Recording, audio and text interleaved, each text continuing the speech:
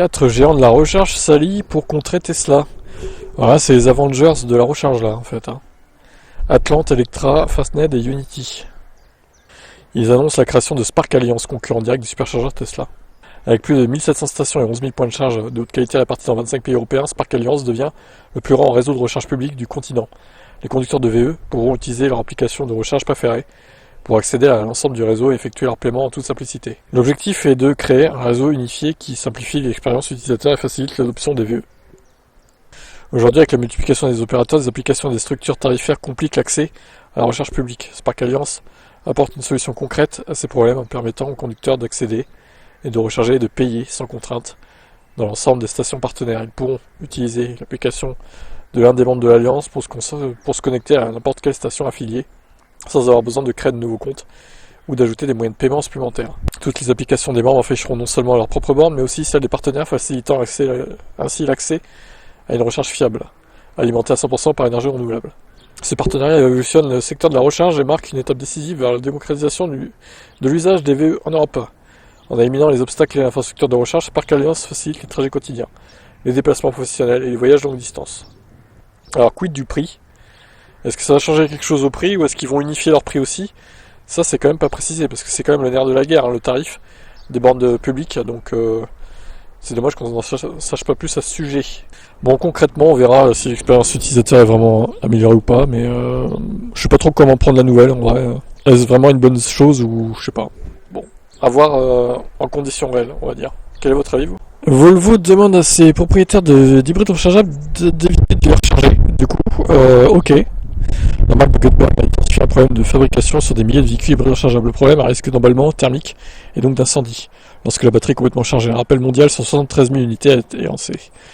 Il s'agit donc des S60, S90, V60, XC60, XC90 et V90. Oh là là, c'est honteux quoi. C'est aux États-Unis que la première alerte a eu lieu. Volvo a pris connaissance du problème principalement datant du 6 février 2024. Ça a déclenché une enquête qui s'est achevée début mars. La société a apparemment connaissance de 2 incidents liés à ce problème, bien qu'aucun n'ait entraîné de blessures, d'accidents ou de décès. En conséquence, la NHTSA, donc aux États-Unis, a annoncé le 20 mars 2025 un rappel de 7483 hybrides rechargeables de Volvo, en raison d'une défaillance potentielle du système électrique. Quelques jours plus tard, donc, rappel mondial. Ça concerne donc les modèles qu'on a cités, fabriqués entre 2020 et 2022. Autrement dit, pratiquement tous les véhicules hybrides rechargeables basés sur la plateforme SPA de première génération. Lorsque la batterie est complètement chargée, les véhicules en stationnement peuvent subir un court-circuit au niveau de la batterie haute tension. En attendant un passage à l'atelier, la marque suédoise conseille aux propriétaires de ne pas charger leur véhicule pour éviter tout risque d'incendie. Oh la blague. Sur la plateforme SPA, les batteries ne sont pas installées sous le plancher du coffre, mais au centre du véhicule, dans le tunnel de transmission. Les premiers diagnostics montrent qu'il est possible qu'une erreur se soit produite lors de la production des batteries. Si ça se confirmait, la responsabilité pourrait être imputée à LG encore eux. Mais c'est pas possible, hein. LG c'est les pires fabricants de batteries en fait. C'était déjà à cause d'eux que le Kona électrique premier du nom, et que j'avais d'ailleurs, et la Chevrolet Bolt avait des problèmes. On n'en peut plus de cette marque LG là, n'achetez pas ça, hein. C'est vraiment de la merde en fait. Hein. Et lors de la maintenance, les batteries seront vérifiées pour détecter les cellules défectueuses. Si des dommages sont détectés, Volvo remplacera l'ensemble de la batterie. Dans tous les cas, une nouvelle version du micro-logiciel de gestion de la batterie sera installée. Ça permettra de détecter le problème rapidement. Bah non, franchement, ça concerne énormément de véhicules, hein, près de 100 000 quand même.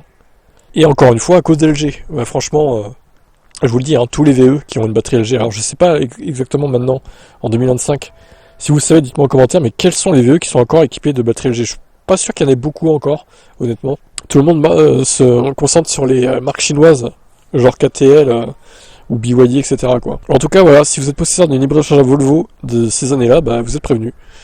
Ça fait peur hein, quand même. Alors les ventes de mars 2025 en France pour les VE, qu'est-ce que ça donne ? Donc on a vu précédemment que le leasing social revient en septembre, donc forcément ça joue sur les ventes par rapport à l'année dernière, le leasing social étant en début d'année, 46% de baisse par rapport à mars 2024, forcément. À l'opposé, les flottes d'entreprises se tournent de plus en plus vers l'électrique, leurs immatriculations ont grimpé de 54%, un chiffre impressionnant. Désormais, les VE représentent 23% des véhicules dans ces flottes contre seulement 19% pour les particuliers. Les entreprises y voient un moyen de réduire leurs coûts et de verdir leur image et ça marche. Globalement, malgré ces différences, les ventes de VE n'ont reculé que de 14%, ce qui est moins que la baisse générale du marché automobile. Leur part de marché s'élève à 19%, un petit cran au-dessus de la moyenne de l'année dernière, 18. Le haut classement, le voici. La Renault 5 est en tête devant le modèle Y, 3340 contre 2318. Le Scénic est P3, 2225. Citroën IC3 devant Peugeot 208 électrique. La Mégane est presque à 1000 ventes. La ID3 revient un petit peu, 7ème, 879 ventes. La Model 3 se situe 9ème, 819. La Mini Audi Q4, Peugeot 3008. ID4 seulement 17ème, c'est pas énorme, hein. L'Alpine A290, 460 ventes, ça reste beaucoup moins que la Renault 5, comme quoi les gens au final ils s'en foutent un peu de cette version Alpine qui est forcément plus sympa mais aussi plus chère. Par contre elle manque de puissance, hein. Encore une fois, bon, quand tu vois que la 208 va sortir en mode GTI 280 chevaux, elle fera pas le figure l'Alpine A290 à côté. Et la Cupra Born ferme la marche, 426 ventes. Pas de Kona ni de Kia d'ailleurs. Il n'y a aucune Hyundai ni Kia, hein. C'est incroyable dans le top 20 français. C'est hallucinant quoi.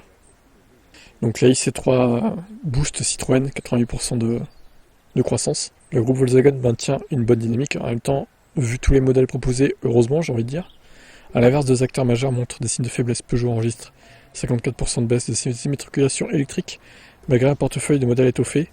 Tesla, bien que plaçant son modèle Y en deuxième position du classement, avec 2318 unités, voit ses ventes chuter de 37%. Alors, encore une fois, bon, Tesla, faut pas s'affoler, je pense que il faut attendre de voir vraiment les livraisons du modèle Y propulsion restylé, quoi. Et c'est pas encore le cas. Ah, il y a même un classement depuis le début de l'année, ça c'est bien. Alors, la Renault 5 est toujours en tête, devant la IC3. Modèle Y est 3ème, devant Scénic. Pas très loin le Scénic, hein, au final. Pour l'instant, du moins. Peugeot 208 devant i3008. La Mégane 2250. La Spring est 9ème au général. La Model 3 est 11ème, elle marche pas trop à la Model 3. Hein. Là, il n'y a pas d'excuse de restylage, hein, par contre. Hein. Elle fonctionne plus. Enfin, elle fonctionne plus. Ça reste bien, mais... Enfin, bien. C'est moyen, on va dire. Moyen. On est dans le ventre mou. Elle a connu des jours meilleurs, on va dire. Je pense que tout le monde veut le modèle Y, en fait. Ah, il y a le Kona dans le top 20 au général, le Kia EV3. Et 21ème. Ah, mais il y a plein de modèles, là, c'est bien. On va jusqu'au 30e. La Peugeot 308 électrique. C'est un bide intersidéral. 30ème. Même nombre de ventes d'ailleurs que la série 4 électrique. Donc la i4, au final, elles ont pas beaucoup la i4. Pourtant c'est une bonne voiture électrique apparemment. Bon, bah écoutez, elles se vendent peut-être mieux en Allemagne. Hein. Très bien, bah, je vous laisse commenter ces chiffres. Vous en pensez quoi? Ouais, pour Tesla, faut pas s'affoler. Hein. Va falloir attendre encore 2 mois, je pense, pour y voir plus clair. Parce que là, pour l'instant, les livraisons du modèle Y propulsion n'ont pas commencé. Hein. Ça va arriver. Allez, ciao. Alors, la Ioniq 6 passe par la case de restylage, comme vous pouvez le voir. Nouveau feu, nouvelle signature lumineuse hein, à l'avant. Alors, est-ce qu'il y a des trucs qui changent hormis ça? Hyundai a présenté aujourd'hui les nouvelles versions de la Ioniq 6 et... Oh là là, mais j'en peux plus. Alors, oui, moi, je supporte pas de voir écrit Ioniq 6. Ça me débecte, en fait. Je sais pas comment vous pouvez écrire ça, les rédacteurs, là, mais vous n'avez pas honte. Vous n'avez pas honte. Vous n'avez pas honte de faire ça aux Français? Eh bien, vous devriez. Donc, au Salon de la Mobilité de Séoul 2025, avec comme tout beau constructeur qui se respecte l'ambition de redéfinir les standards des berlines électrifiées avec des courbes captivantes et de proportions améliorées. Donc ça, c'est la version N-Line. Alors, ça veut pas dire que c'est la version sportive N de la Ioniq 5, hein, c'est pas pareil, du coup. Alors, pare-choc en forme d'aile et une ligne de bas de caisse marquée, renforçant son assise sportive, la prédominance du noir à l'arrière et l'intégration de feux pixelisés soulignent une esthétique numérique. Alors, par contre, effectivement, ils ont confirmé la Ioniq 6N qui va arriver. Donc ça sera vraiment la version performance qui sera dévoilée en juillet prochain. Bon. Ah oui, elle est derrière. Elle est derrière, effectivement. Bon, par contre, pas de changement sur les dimensions, visiblement. Ni sur les caractéristiques. Bon, elle est toujours aussi grosse, elle est toujours aussi efficiente, par contre. Et elle recharge toujours aussi vite. Mais la batterie sera toujours la même, a priori. En tout cas, pas 9 fois ce sujet pour l'instant. Vous en pensez quoi sur le restyling? Moi, perso, je suis un peu mitigé. Je pense que je préférais l'ancienne, quand même.